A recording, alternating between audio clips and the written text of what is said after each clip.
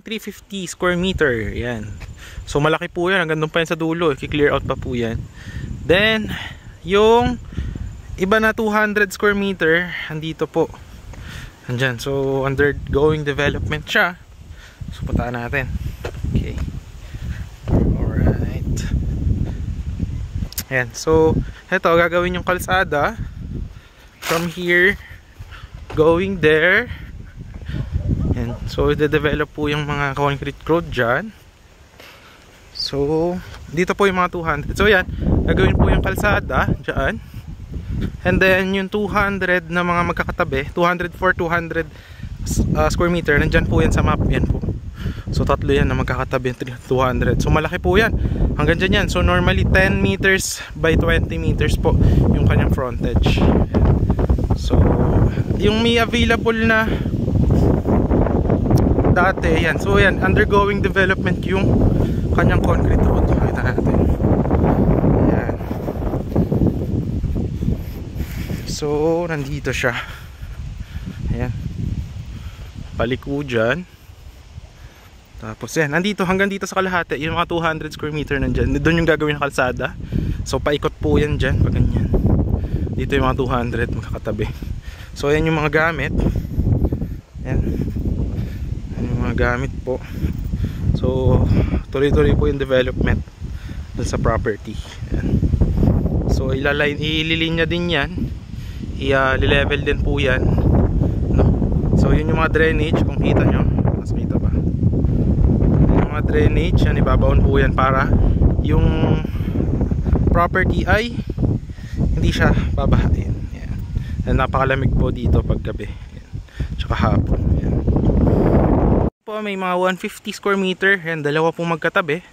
So yan po siya. Yan. Dito corner lot yan. So dito yung dalawa, inner lot. Dalawang 150 square meter. Yan. So malaki yung concrete road, no? Then doon yung daan palabas ng guardhouse. Yan, maglakad ka lang dyan, yun na, palabas na yan. So very near to Tagaytay. Doon tayo galing kanina, yung may mga 150 square meter na inner lot. So meron dito isa, dito kayo sa end lot, 300 square meter. So lalagyan pa yan ng perimeter fence doon. Ayan, na 2 meters yung taas. So yan, 300 square meter po siya. So napakalaki, no?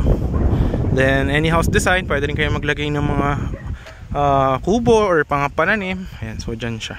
Tapos yung isang available, may 150 din dyan. Pakita natin sa inyo.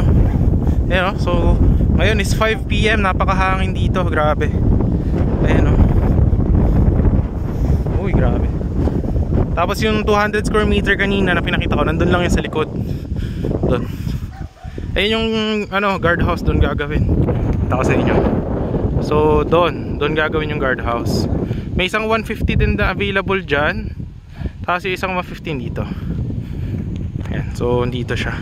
Ayan. So i-level pa yan, ayusin pa rin yan. Ayan, gagawin ganyan siya para maayos naman yung itsura. So i-level pa yung kanyang what do you call this? Lupa. Ayan. So dyan yung isang 150. Tapos doon yung 300.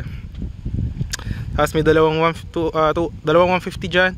Then diretso dyan, nandun yung dalawang 200 na magkatabi. Welcome back to my channel. And for today's video, andito po tayo sa Mendez, Cavite. And we are here on a property na ito po siya. Yan, sa likod ko, this will be the entrance with the guardhouse. So may available tayo dito. Meron pong isang 300 doon, isang 150.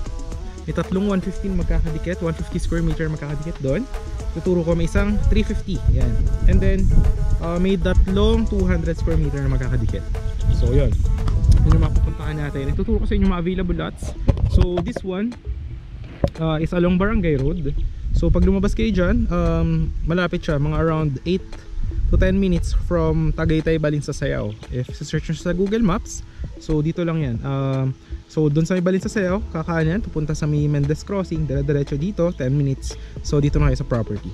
So right now is 4 PM and weather po dito is same lang Tagaytay dahil above sea level po nito is around 520 meters. So sa Tagaytay is around 580 to 600 meters above sea level, kaya po malamig. And dito po, kaya po siya malamig kasi same din po siya na mataas yung above sea level. So ayan po siya, accessible by 4 wheels or 2 wheels, no? Yan. So, dire-diretso lang yun dyan. Actually, malapit dito, if you will search on Google Map, is Paradiso. Pag lumabas kayo dyan lang sa may labas. Paradiso. So, ito, yung ating guardhouse, dyan siya gagawin. So, yung concrete road, nakita nyo naman, napakalawak, no? So, ayan, may mga available tayong lots dito. Ituro na lang natin sa inyo para makita nyo din. So, siguro makikita nyo kasi dito, ayan, mga concrete road, no? So, any house design upon construction, pwede rin kung mahilig ka magtanim-tanim, kung plantito o plantita ka. So, very good investment din siya actually. Kasi, siguro para makita nyo muna, ano ba yung sample finish na itsura, na magiging itsura ng project kapag yung may mga nagtatayo na ng house or ng kanilang mga balak sa property. Is paliparan muna natin ng drone shot yung sample ng mga finish natin ng project. That you will see here on 3, 2, 1. Ito po yung mga sample natin, mga finished projects here near Tagaytay.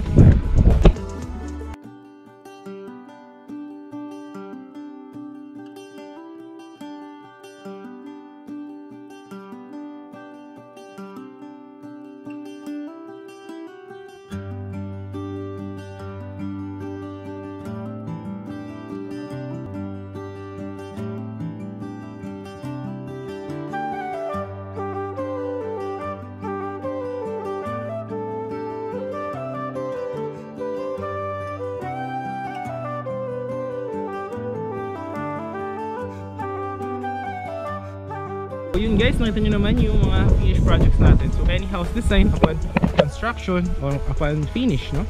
So ayusin pa yan, lalagyan pa yan ng mga sidewalk. So may isang available dito na 300 square meter.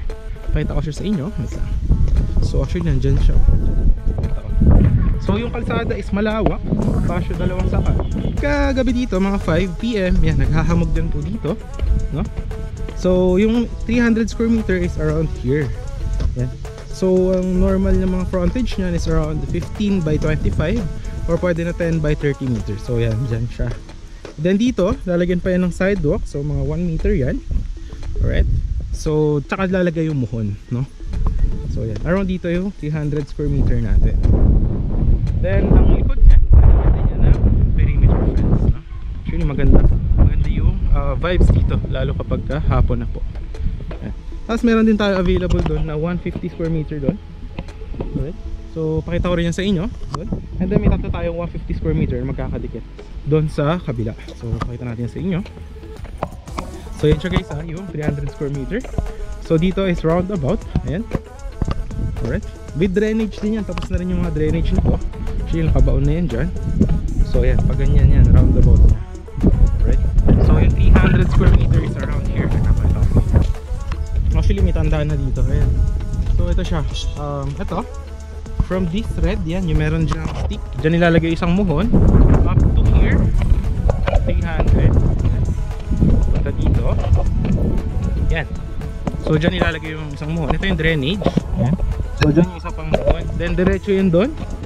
So that's around 10 by 30 meters. So 1, 2, 3, 4, 5. So mga 10 meters yung frontage here sa concrete road. Then pahaba siya na around mga 30 meters. So that's 300 square meter. So ayusin pa yan, no? Pag tinurn over, syempre ayusin pa yung level niyan, no? Then pakita ko sa inyo yung available doon na 150 square meter. So tara, puntahan natin. Alright, let's go. So yan, alright. Dito na tayo guys. Ito na yung isa pang 150 square meter available. So it's around here. So yung normal naman on is around 10 by 15 meters. So that's 150 square meter. So yan, dyan siya. Yung 150 square meter. So yan, that's lapit lang siya. Then sa likod niya, lalagyan pa yan na perimeter fence. Right? Kaya kagandahan din. Dito maganda rin magtanim-tanim. Bawa mahilig kayo sa mga plants. Yan, pwede ka magtanim dyan dahil mataba naman po yung lupa. Ay nakita nyo yung sidewalk. Dapat yung sidewalk 1 meter yan. Okay. Yan dito. So ito yung concrete road, no? Lalagyan pa yan dyan ng sidewalk. So yung tatlo nating 150 square meter is nandito lang. So 150 and actually may tanda na dito eh. 150 tsaka 150 dito sa isa. So yan, nandyan siya, tatlo. So yan yung magiging likod nyo, yung mga kapitbahay din, no? And yan. Tapos yung dito sa yung harap is concrete road. Ayan. So yan siya, tatlong 150 po yan. 150, 150, 150 square meter. So normal frontage yan is 10 by 15 meters, no? So ganun siya kalaki. And with sidewalk pa yan, gagawan pa siya dyan. Alright. So yung 350 square meter naman natin is nandito. Ayan. So mahaba, ano siya, ang frontage niya is pahaba naman. So yan, from there then up to 1, tapos pahaba, ganun. So hanggang dun pa yan sa midulo, aalisin pa yan puno dyan. Right? So dun sa likod is lalagyan pa yan ng perimeter fence. So ayan, yan yung 350 square meter. And then ito yung harap. Ayan. Right? Actually maganda, no? Malapad yung kalsada. And yung weather vibes dito is mahangin. So yan siya guys, 350 square meter.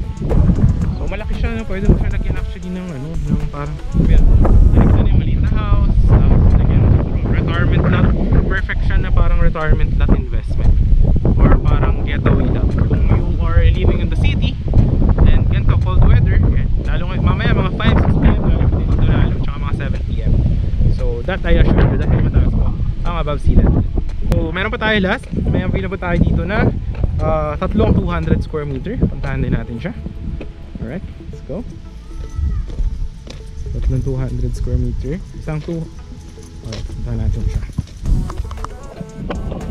So yan o, ganda na o. Undergoing construction yun dito. Yan, makita nyo, puntahan natin. Okay. Ay, puntahan muna natin yung 200 square meter na available. So andito lang yan, tatlo. Kakatabi sila.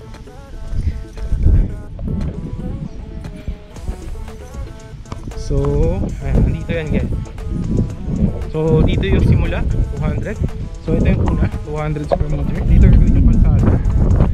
Right? Dito gagawin concrete road, dire-diretso po yan. So, from there, so, ito yung sa 200. Tapos, yan, kakatabi yan, tatlong 200. Tapos, ito yung drainage. Alright, yan. Ganyan. Para talagang ma-ensure na maganda yung ating property. Hindi siya babahay. Ayan ang kagandahan dito, kung dito ka sa 200 square meter na magkakatabi, if ang harap mo, perimeter fence. So wala na yan, walang nakatira dyan, no? Kaya bawa, kung later on construct na yun, so meron pa yan dito na space. So pwede mo siya lagyan ng car mo, diba? Mapabawas na yan sa carport. Mag-park dyan.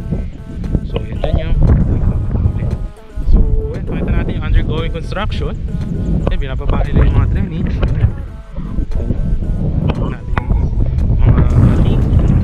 Construction materials, tsaka yung ongoing development. Makikita nyo, yan, sesamento na din yan later on. So ayan, nakita nyo, ongoing na po yung concrete roads dito. Puntahan natin.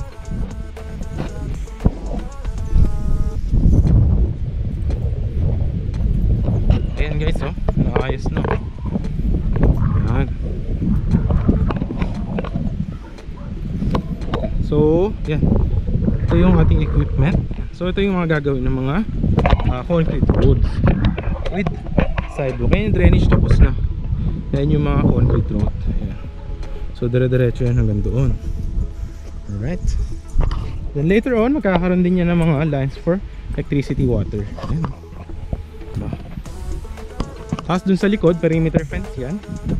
So dito, ayan, ongoing development. Ayan.